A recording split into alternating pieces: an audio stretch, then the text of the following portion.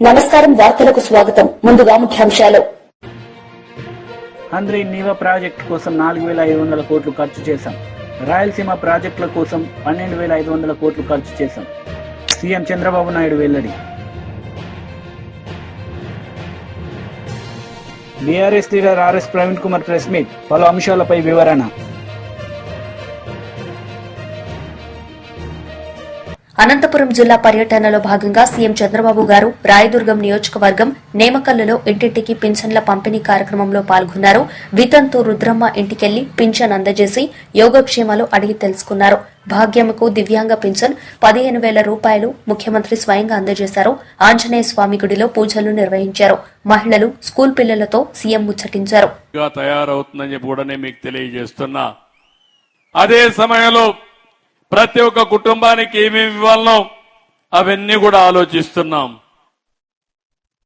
నేను ఒకటే ఆలోచిస్తున్నాను, ప్రతి ఒక్క కుటుంబానికి ఇంటి జాగా ఉందా, ఇల్లుందా?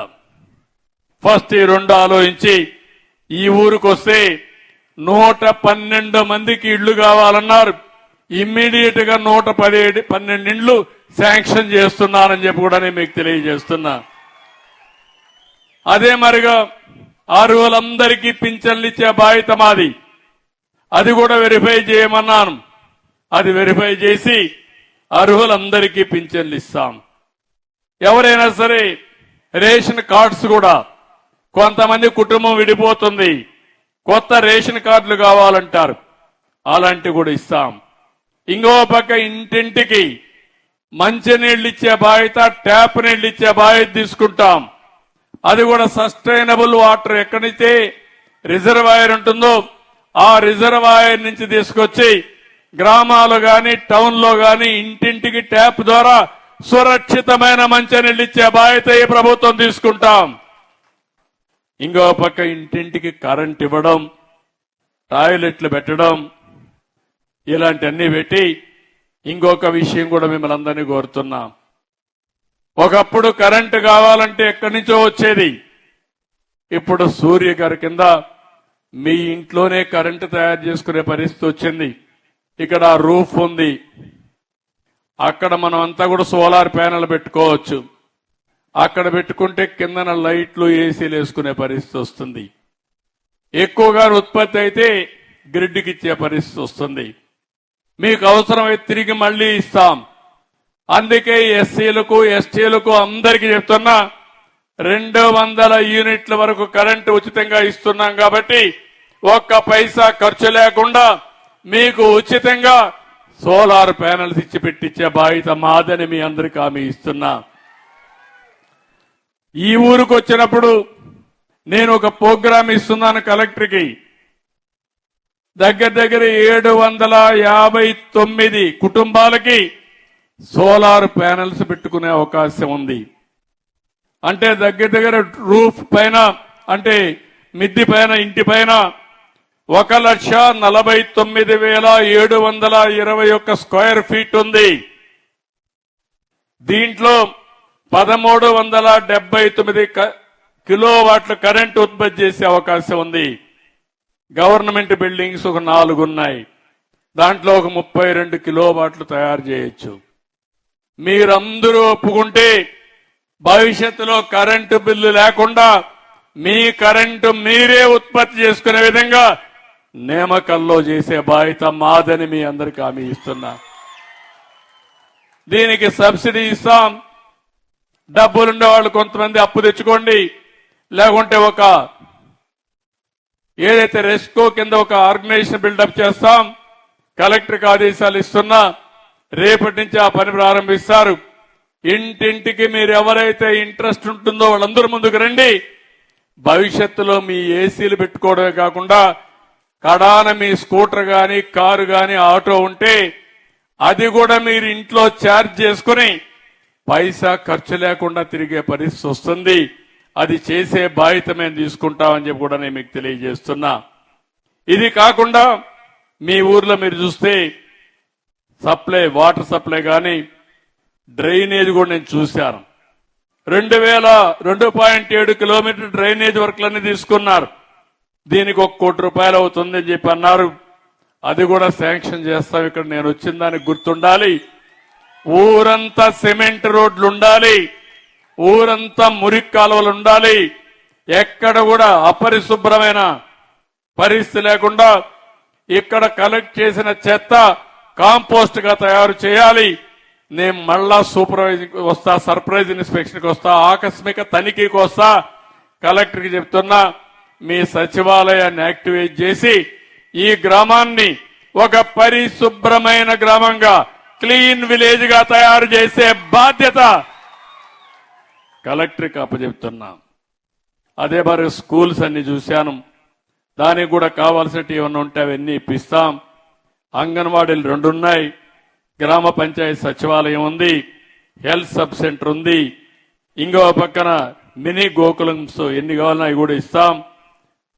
ఫీడర్ ఛానల్స్ లో డీసిల్టింగ్ చేయాలన్నారు, అవన్నీ కూడా చేయిస్తామని చెప్పి కూడా నేను మీకు తెలియజేస్తున్నా. ఇది కాకుండా ఈరోజు రాయదుర్గం మున్సిపాలిటీ కూడా కొన్ని విషయాలు చెప్పారు, అవి కూడా నేను మాట్లాడతాను. ఈరోజు రాయలసీమలో మీరు ఒకటే హామీ ఇస్తున్నాను. ఈరోజు నేను చేసిన పనులన్నీ మీరు చూస్తే ఇవన్నీ కూడా పూర్తి చేసి భవిష్యత్తులో ఏ విధంగా అభివృద్ధి చేయాలనో అన్ని విధాలు అభివృద్ధి చేస్తాం. ఇక్కడికి వచ్చినప్పుడు ఇప్పుడే కాలువ శ్రీనివాసులు గారు చెప్పారు, అర్ధాంతంగా ఆగిపోయింది జీడిపల్లి భైరవాని తెప్ప ప్రాజెక్టు. ఆ ప్రాజెక్టు వస్తే ఈ ప్రాంతంలో చాలా వెసులుబాటు వస్తుంది. ఆ రోజే నేను 790 కోట్ల రూపాయలతోనూ బీఆర్ఎస్ నేత ఆర్ఎస్ ప్రవీణ్ కుమార్ మీడియా సమావేశం నిర్వహించారు. ఈ సందర్భంగా ఆయన మాట్లాడుతూ, రోజు బీర్లు, బిర్యానీలు, రేవ్ పార్టీల గురించి వీడియోలు చేసే కొండా సురేఖకి ఆకలితో అల్మటిస్తూ విషాహారం తిని ఆసుపత్రుల పాలవుతున్న పేద గురుకుల విద్యార్థుల బాధలు అర్థమవుతాయని ప్రశ్నించారు.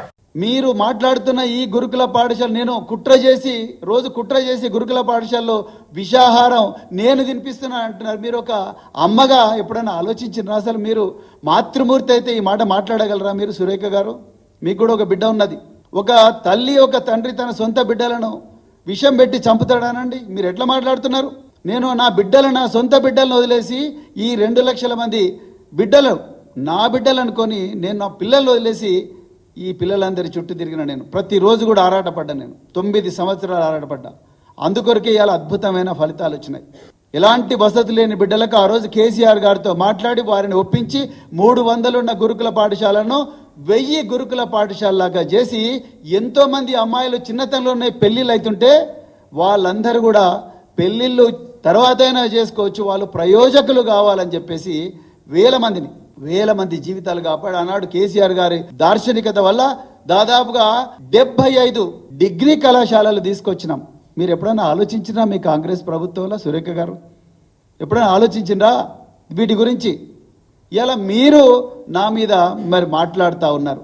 అసలు మీ గురించి తెలంగాణ ప్రజలకు అందరికీ తెలుసు, మరి ముఖ్యంగా వరంగల్ ప్రజల్లో మీ కుటుంబం చేసిన అఘాయిత్యాల వల్ల ఎంతో మంది జీవితాలు నాశనమయ్యారు. మరి ముఖ్యంగా విద్యార్థుల జీవితాలు, హాస్టళ్లల్లా, యూనివర్సిటీ హాస్టళ్లల్లా ఇంకెంతో మంది మహిళలు, వాళ్ళందరి జీవితాలు కూడా మీ కుటుంబం చేసిన అఘాయిత్యం వల్ల నాశనమైన. ఇవాళ మరి వరంగల్లో ఉండే గెస్ట్ హౌస్లు, వరంగల్లో ఉండే ప్రభుత్వ గెస్ట్ హౌస్లు, అదే విధంగా మీ ఫామ్ హౌస్ల గోడలు ఈ అఘాయిత్యాలకు సాక్ష్యం. అందువల్లనే ఆ రోజు 2002లో ఇప్పుడున్న జమ్మూ అండ్ కాశ్మీర్ డీజీపీ నలిన్ ప్రభాత్ గారు మీ కుటుంబానికి వరంగల్లో హన్మకొండ చౌరస్తా దగ్గర బహిరంగంగా కౌన్సిలింగ్ ఇచ్చిండు. దానికి సాక్షి ఈరోజు మీ వర్ధన్నపేట ఎమ్మెల్యే, ఒకప్పుడు సీఐగా ఉన్న కేఆర్ నాగరాజు. ఆయన అడగండి, ఇలా ఆయన ఫోన్ చేసి అడగండి వర్ధన్నపేట.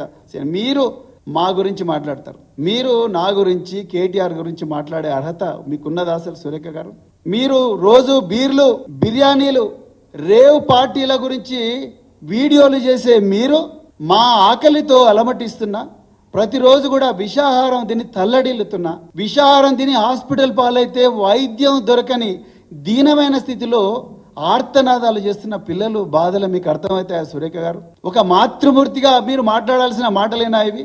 ఎట్లా మాట్లాడతారు మీరు అసలు? మేము ఎందుకోసం మా కేటీఆర్ గారు చాలా క్లియర్ గా చెప్పిండ్రు, ఈ గురుకుల బాట అనేది మేము ప్రభుత్వం మీద విమర్శల కోసం కాదు, మా పిల్లల ప్రాణాలు రక్షించుకోవడం కోసం. ఇవాళ రేవంత్ రెడ్డికి శ్రద్ధ లేదు, మంత్రులకు శ్రద్ధ లేదు, విద్యాశాఖ మంత్రి లేడు, సంక్షేమ శాఖ మంత్రి లేడు, అధికారులు ఇష్టారాజ్యంగా వ్యవహరిస్తున్నారు.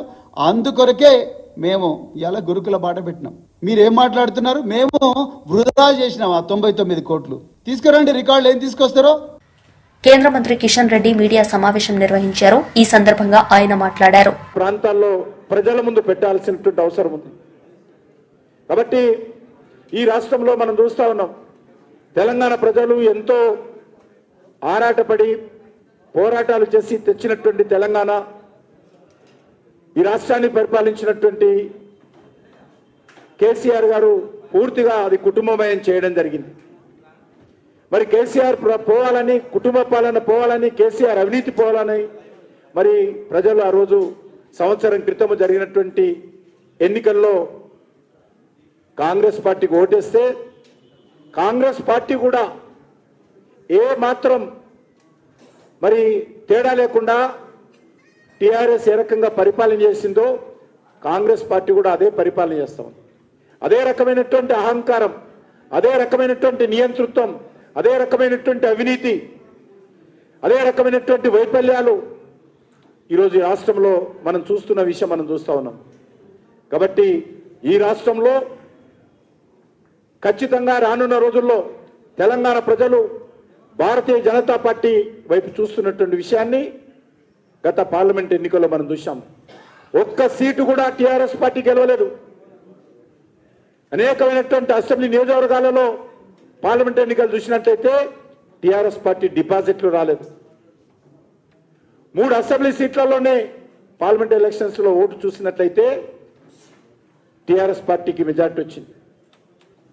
కాబట్టి ఈరోజు తెలంగాణ ప్రజల యొక్క ఆలోచన విధానం మనం అర్థం చేసుకోవాల్సిన అవసరం ఉంది. ఖచ్చితంగా ఈ రాష్ట్రంలో నరేంద్ర మోడీ గారి నాయకత్వంలో రానున్న రోజుల్లో భారతీయ జనతా పార్టీని ముందుకు తీసుకెళ్ళాలి. అన్ని రకాలుగా తెలంగాణ అభివృద్ధి కోసం నరేంద్ర మోడీ గారి నాయకత్వంలో ఖచ్చితంగా తెలంగాణ ప్రజలకు అండగా భారతీయ జనతా పార్టీ నిలబడుతుంది, కేంద్ర ప్రభుత్వం నిలబడుతుంది. ఈరోజు జాతీయ రహదారులు తీసుకున్నా, రైల్వేలకు సంబంధించినటువంటి కార్యక్రమాలు తీసుకున్నా, లేకపోతే వెల్ఫేర్ యాక్టివిటీ తీసుకున్నా పూర్తిగా కేంద్ర ప్రభుత్వం నుంచి వస్తున్నటువంటి సహకారమే తప్ప ఈరోజు రాష్ట్రంలో ఏ రకమైనటువంటి కార్యక్రమాలు చేపట్టడం లేదు. ముఖ్యంగా ఈరోజు స్థానిక సంస్థల ఎన్నికలు జరుగుతూ ఉన్నాయి. గ్రామ పంచాయతీలకు గతంలో పరిపాలన చేసినటువంటి టీఆర్ఎస్ పార్టీ ఒక్క రూపాయి కూడా ఈ రోజు ఇవ్వలేదు. మరి ఈరోజు సంవత్సరం పాటుగా అధికారం వెలగబెట్టినటువంటి రేవంత్ రెడ్డి కాంగ్రెస్ పార్టీ ప్రభుత్వం కూడా గ్రామ పంచాయతీలకు ₹1 ఇచ్చిన పాపాన పోలేదు. కేంద్ర ప్రభుత్వం నేరుగా 15th ప్లానింగ్ కమిషన్ ప్రకారం ఫైనాన్స్ కమిషన్ నివేదిక ఆధారంగా గ్రామ పంచాయతీ నిధులు ఇస్తున్నారే తప్ప కేంద్ర ప్రభుత్వం ఇచ్చేటువంటి మనరేగా ఆధ్వర్యంలో గ్రామాల్లో ఇంటర్నల్ లోడ్స్ కానీ ఇతరత్ర అభివృద్ధి కార్యక్రమాలు జరుగుతున్నాయి తప్ప రాష్ట్ర ప్రభుత్వం ₹1 కూడా ఇవ్వలేదు. అందుకే ఈరోజు ఈ రాష్ట్రంలో ఏ ఒక్క వర్గం కూడా సంతోషంగా లేదు. అది రైతాంగం కావచ్చు, మహిళలు కావచ్చు, నిరుద్యోగులు కావచ్చు, విద్యార్థులు కావచ్చు, అన్ని వర్గాల ప్రజలు కూడా ఈరోజు అసంతృప్తితో ఉన్నారు. దీన్ని దృష్టిలో పెట్టుకొని మనము రానున్న రోజుల్లో మరి ప్రజలను సంఘటితం చేసి ఒక ఉద్యమ బాట పట్టాల్సినటువంటి అవసరం ఉంది. ఆ దిశలోనే పార్టీని రూపకల్పన చేయాలి. ఈరోజు మనము సంఘటన పార్టీ సంస్థాగత వివరాలు చూస్తా ఉన్నాం. పోలింగ్ బూత్ స్థాయి నుంచి జాతీయ స్థాయి వరకు కూడా కొత్త కమిటీలు రాబోతా ఉన్నాయి. కొత్త రక్తం పార్టీలో చేరబోతా ఉంది. కొత్త నాయకత్వం ఈరోజు గ్రామ స్థాయి నుంచి జాతీయ స్థాయి వరకు కూడా భారతీయ జనతా పార్టీలో రానున్నారు. మన పార్టీ ప్రజాసంబద్ధంగా పనిచేసేటువంటి పార్టీ. కాంగ్రెస్ పార్టీగా లాగనో లేకపోతే బీఆర్ఎస్ పార్టీగా లాగనో కుటుంబం ఆధారంగా నడిచేటువంటి పార్టీ కాదు. ప్రజాస్వామ్యబద్ధంగా పనిచేసేటువంటి పార్టీ.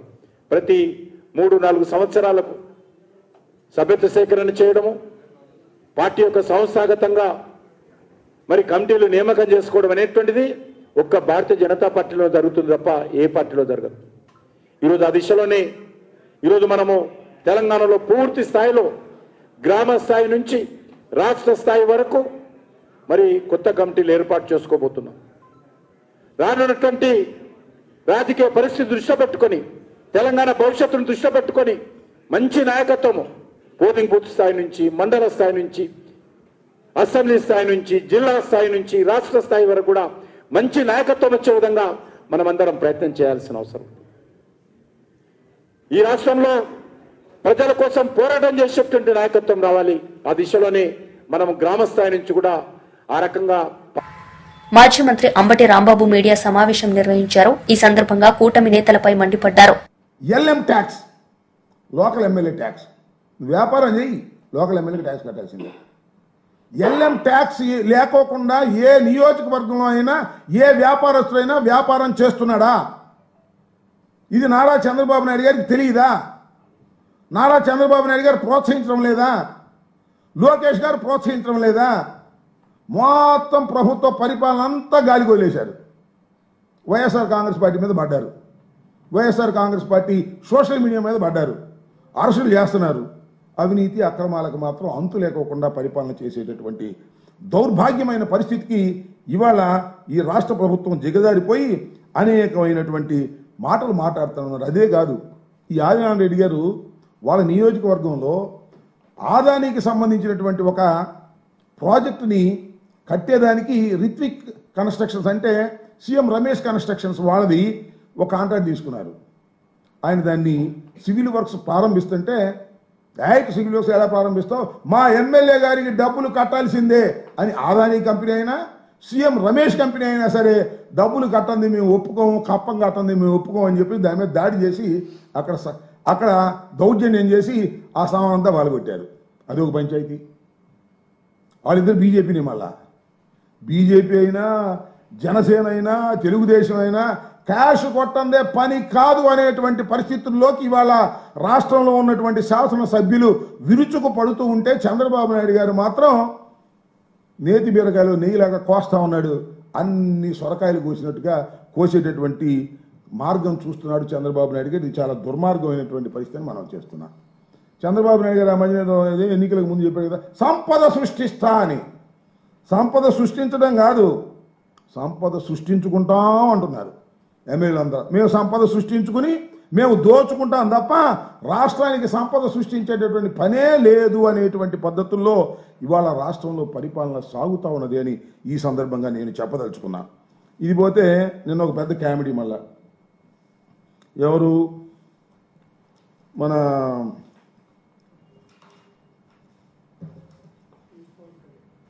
పవన్ కళ్యాణ్ గారు. ఎంత దుర్మార్గం అంటే పవన్ కళ్యాణ్ గారు నిన్న కాకినాడ వెళ్ళాడు. ఎందుకు వెళ్ళారు స్వామి అంటే, అంతకుముందే కలెక్టర్ గారు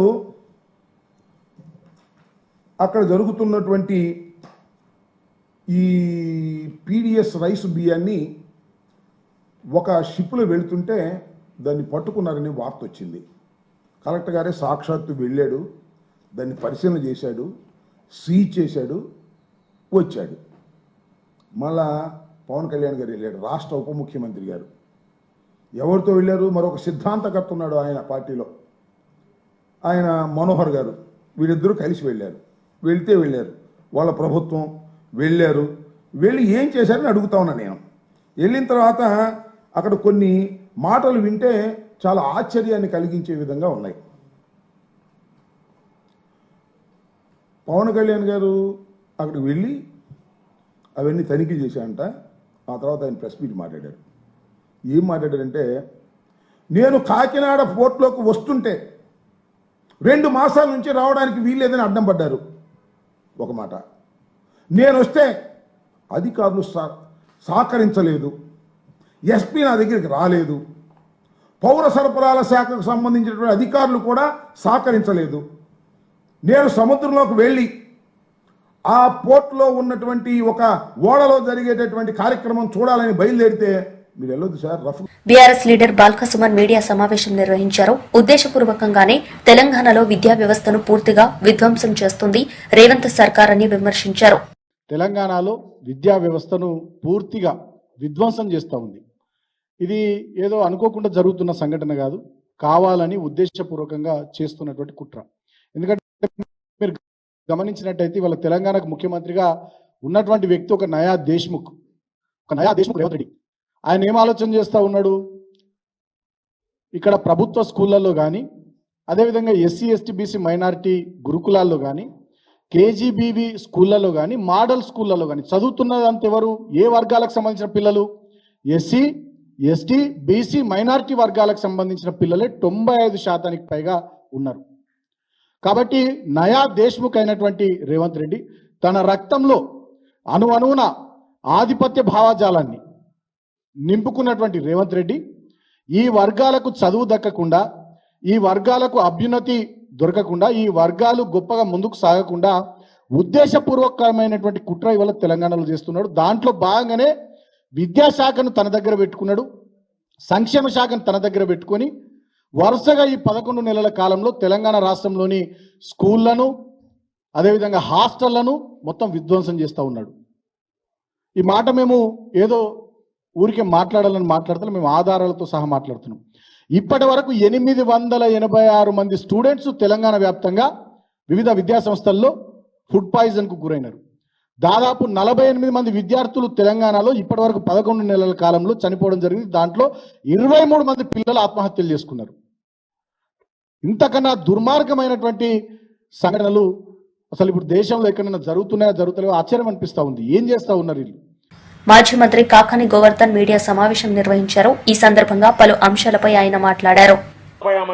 బాధ, దానితో పాటు మోసపోయిన దానికన్నా సంపద సృష్టిస్తాను, మీకు పంచి పెడతానని చెప్పినటువంటి చంద్రబాబు ప్రజల సంపద ఆవిరైపోయేటువంటి విధంగా ఆయన పాపం ఈరోజు ఇస్తానన్నది ఈకపోగా అదనపు భారం వేసి వాళ్ళని అనేక రకాలుగా ఇబ్బందులు పాలు చేసి ప్రజల సంపద ఆవిరైపోతుంది. చంద్రబాబు నాయుడు సృష్టించినటువంటి సంపద, చంద్రబాబు తనకు తానుగా సంపద సృష్టిస్తున్నాడు తప్ప ప్రజలకు సంబంధించి ఎక్కడా కూడా సృష్టించేది లేదు, పంచేటువంటి విధానం ఎక్కడ లేదు.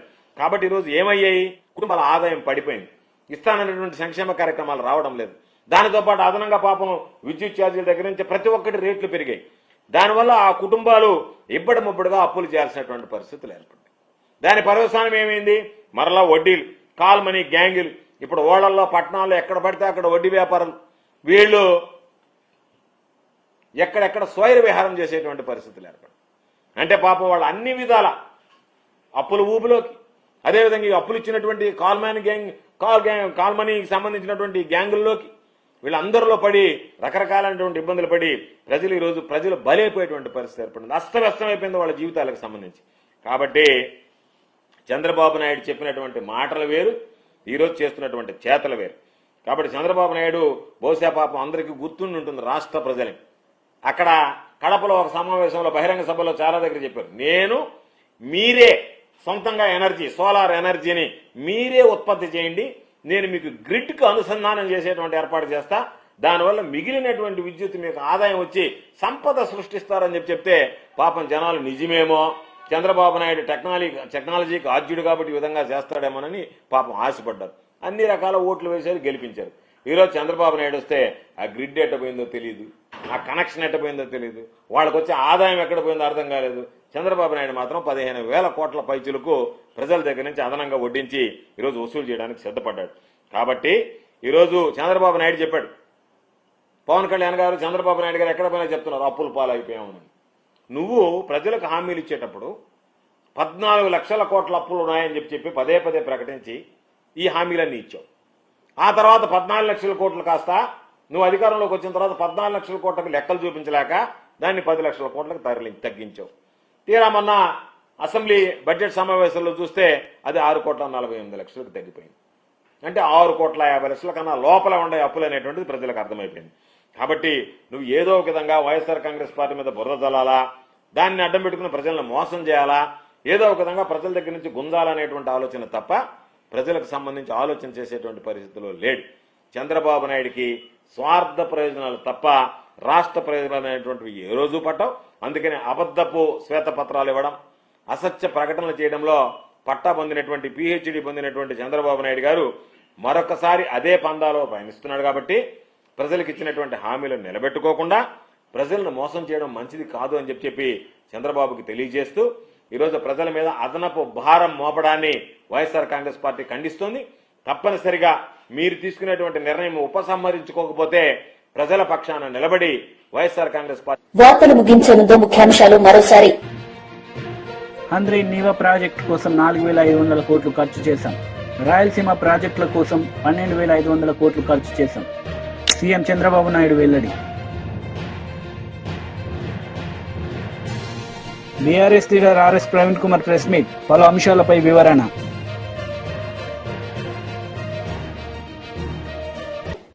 ఈ వార్తలు ఇంతటితో సమాప్తం. తిరిగి ప్రసారమయ్యే వార్తల్లో మళ్ళీ కలుద్దాం. అంతవరకు సెలవు. నమస్తే.